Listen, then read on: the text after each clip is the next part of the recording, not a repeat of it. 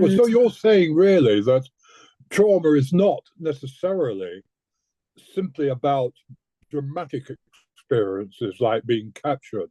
It's not or going to prison or an extreme experience yeah, such as I've been talking about.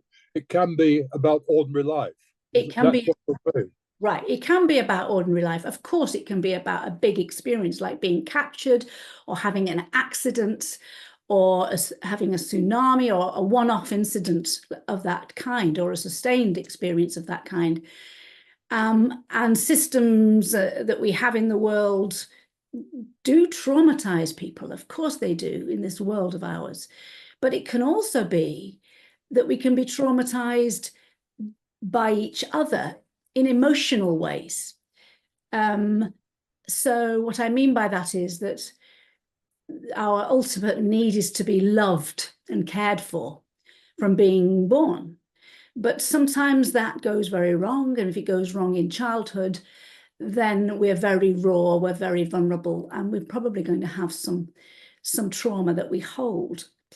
So if we're not taken seriously, if we're not listened to, if we're disregarded, if we're treated cruelly, or if there's just so much going on that we just don't get our needs met. Do you think people can suffer from trauma and not know it? Yes, I do. Yes, I do. And sometimes that can happen because there's no space to acknowledge it. You know, think of a person. I'll just make up a situation. You know, a person that's got an aging parent who they have to look after. They have a special needs child.